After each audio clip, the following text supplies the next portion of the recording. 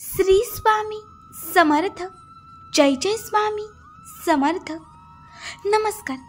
तुम्हा सर्वांचे आपल्या आम्ही स्वामींचे दास या स्वामीमय चॅनलमध्ये मनापासून स्वागत आहे.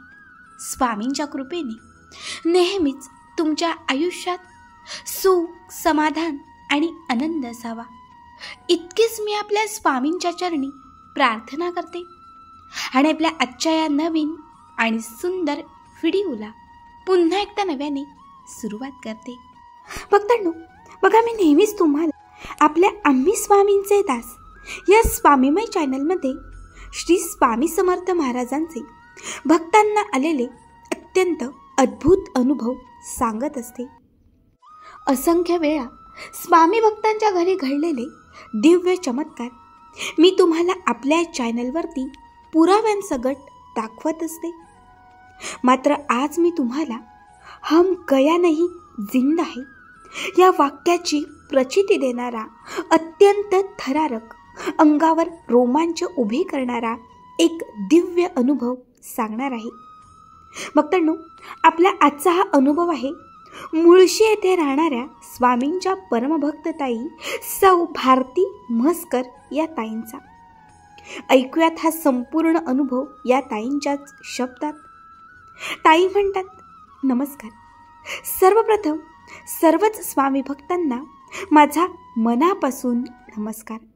श्री स्वामी समर्थ महाराजांना माझं त्रिवार वंदन.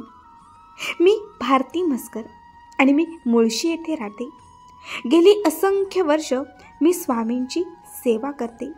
खरं तर माझ्या आयुष्यात, माझ्या घरात कुठल्याच गोष्टीची कधीच कमतरता नव्हती. फक्त एकच, जे सुख मला खूप कमी मिळालं ते म्हणजे पतीचं. आमच्या लग्नानंतर अवघ्या काहीच वर्षात माझ्या पतीला ब्लड कॅन्सर आहे याचे निदान लागले. आणि तिथून आम्ही असंख्य डॉक्टर केले, सगळे प्रयत्न केले, सगळं काही करून थकलो.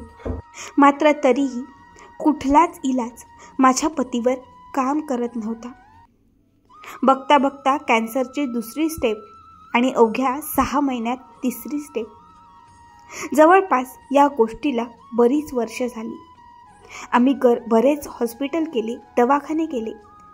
मात्र माझ्या पतीला कुठल्याही प्रकारचा अनुभव येत नव्हता आणि त्यांचा त्रास आम्हाला बघवतही नव्हता. त्यावेळी जेव्हा त्यांना कॅन्सरची तिसरी स्टेज लागली, जिथून आता बॅकअप करणं कठीण होतं, त्यांचं बरं होणं अशक्य होतं. कारण ब्लड कॅन्सर तिसऱ्या स्टेजला माणूस जगतच नाही. त्या परिस्थितीत मी अक्षरशः रडायचे. मला काय करावे काहीच कळत नसायचे. माझा मोठा मुलगा हा तेव्हा BEd झाला, 2 वर्ष सर्व्हिस केली आणि त्याचं लग्न बघण्याची त्याच्या बाबांची प्रचंड इच्छा असल्याने आम्ही माझ्या मुलाचं लग्न करून दिलं. मुलाचं लग्नसुद्धा त्यांनी व्यवस्थित पाहिलं. त्यांची एकमेव इच्छासुद्धा पूर्ण झाली. मात्र तरीही त्या आमच्यात असावेत असे आम्हा सगळ्यांनाच अगदी मनापासून वाटायचे. असंख्य किमोथेरप्या केल्या, सगळे महाराष्ट्रातले दवाखाने पार पाडले. मात्र तरीही कुठलाच फरक त्यांना येत नव्हता. कॅन्सरचा कुठल्याही प्रकारचा इलाजच त्यांच्यावरती सापडत नव्हता. जे सांगेल ते करायचो. कुणी म्हणायचं बाबा बुवांकडे जा, आम्ही तिकडे जायचो. भगतगिरी जी करतात त्यांच्याकडेही जायचो. देव, धर्म, उपासना, सेवा सगळं काही करून अक्षरशः मी थकले होते. आणि त्याच वेळी तुम्हाला सांगते, माझ्या एका मैत्रिणीच्या सांगण्यावरून मी स्वामी सेवेत आले. खरं तर माझी मैत्रीण, जी स्वामींची परमभक्त, जी नवी मुंबईमध्ये राहते, आणि एके दिवशी मोबाईलमध्ये चॅटिंग करत असतानाच तिला कळालं की माझे पती हे खूप आजारी आहेत.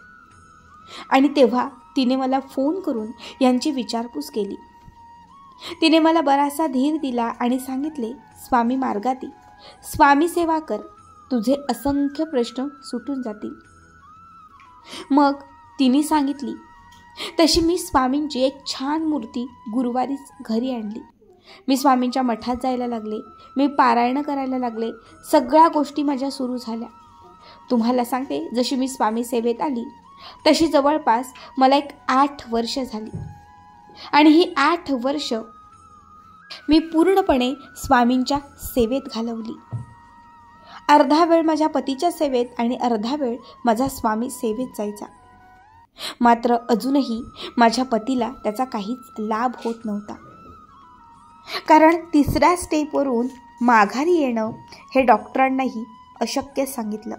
फक्त जेवढी वर्ष ते जगतील तेवढी वर्ष त्यांना त्यांच्या इच्छेसारखं सर्व काही करू द्या असे डॉक्टरांनी सांगितले. जवळपास 11 वर्ष होऊन गेली. अजूनही माझे पती व्यवस्थित होते. पण त्यानंतर त्यांचा त्रास वाढला. त्यांना प्रचंड त्रास होऊ लागला. आणि त्याचवेळी मी गुरुचरित्र पारायण करायला बसले होते. कारण स्वामी पुण्यतिथी जवळ आली होती आणि मी प्रत्येक वर्षी स्वामी पुण्यतिथीनिमित्त गुरुचरित्र पारायण करायचे.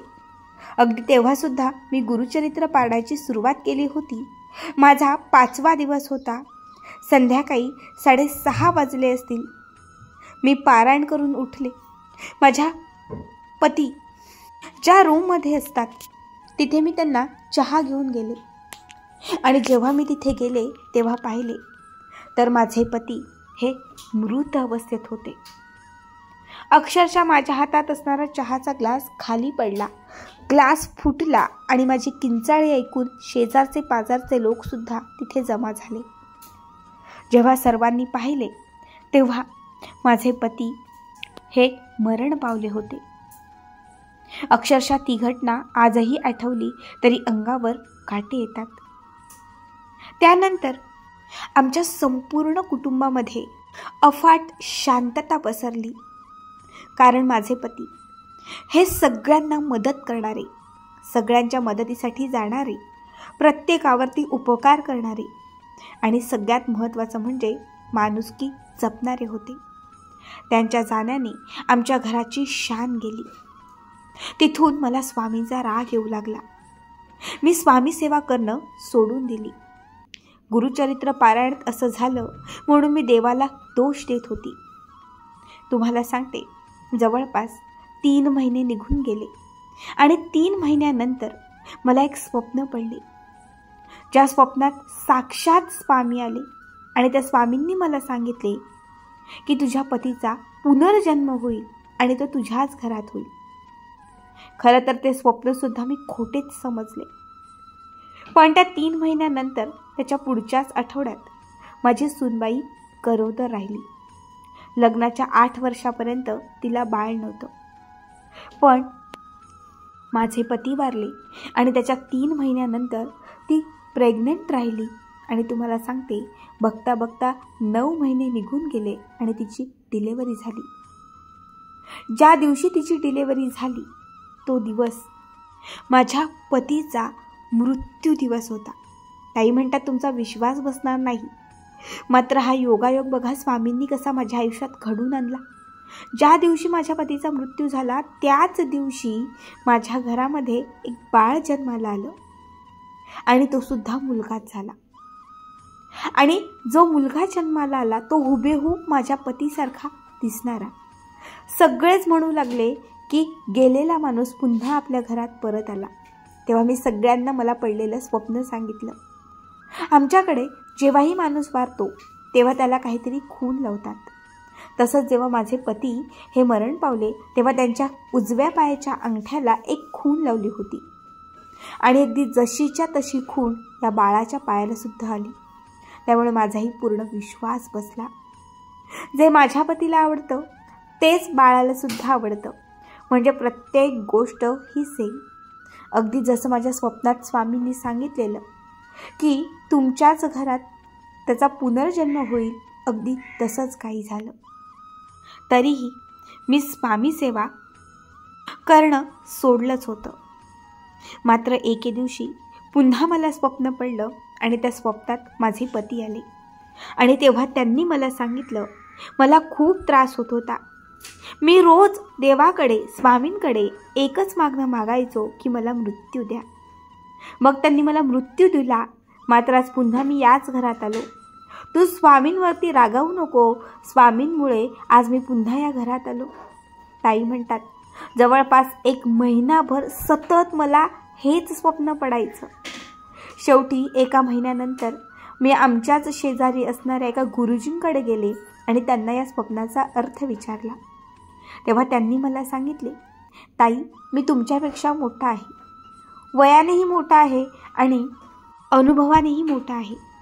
आजपर्यंत ब्लड कॅन्सरचा 12 ते 13 वर्ष जगणारा माणूस मी कधीच पाहिला नाही. 3ऱ्या स्टेजला माणूस गेल्यानंतर अवघ्या काहीच दिवसांत तो मृत्यू पावतो. पण तुम्ही स्वामी सेवा केली म्हणून तुमच्या पतीचं आयुष्य वाढलं. या जगात असं कोणीच नाही जे चिरंकाळ अगदी तसंच राहील. मात्र तुमच्या पतीचा पुन्हा पुनर्जन्म त्याच घरात होणं ही सुद्धा खूप मोठी गोष्ट आहे. ज्या दिवशी ते गेले त्याच दिवशी योगायोगाने तुमच्या घरात बाळ जन्माला आले. जी खूण तुम्ही त्यांना लावली तीच खूण त्याला आली. बघा तुमचं सौभाग्य किती मोठं आहे. ही सगळी कृपा तुमच्यावरती स्वामींची आहे. ताई म्हणतात, त्या ऐकून मी ढसाढसा रडले आणि त्यावेळेस मला बरंच काही कळून चुकलं. माझ्या पतीला खरंच खूप त्रास व्हायचा. शेवटी तो त्रास थांबण्यासाठी त्यांनी स्वामींकडे ते मरण मागितले. होणारी गोष्ट होत असते, अगदी तसेच झाले. पण एक नक्की की माझे पती ब्लड कॅन्सरच्या 3ऱ्या स्टेजला 1 महिनाही जगू शकले नसते. पण स्वामी कृपेने त्यांनी 11 वर्ष काढली. आणि आज माझ्या घरात माझ्या लेकाला जो मुलगा झाला, अगदी 8 वर्षानंतर जो मुलगा झाला, तो आमच्याच घरातला गेलेला माणूस परत आला. यात सुद्धा मला खूप सुख वाटले. खरंच त्या दिवसापासून, त्या क्षणापासून मला स्वामींची इतकी प्रचिती आली की मी आता प्रत्येक महिन्यातून एकदा न चुकता गुरुचरित्र पारायण करत आहे आणि जमेल तितकी स्वामी सेवासुद्धा मी आवर्जून करत आहे. कारण स्वामींशिवाय तारणारं कुणीच नाही हे मला आता कळून चुकलं आहे. श्री स्वामी समर्थ. जय जय स्वामी समर्थ. भक्तांनो, अत्यंत अद्भुत असा हा अनुभव तुम्हाला कसा वाटला कमेंट करा आणि तुमचेही काही असे अनुभव असतील तर नक्कीच शेअर करा. श्री स्वामी समर्थ.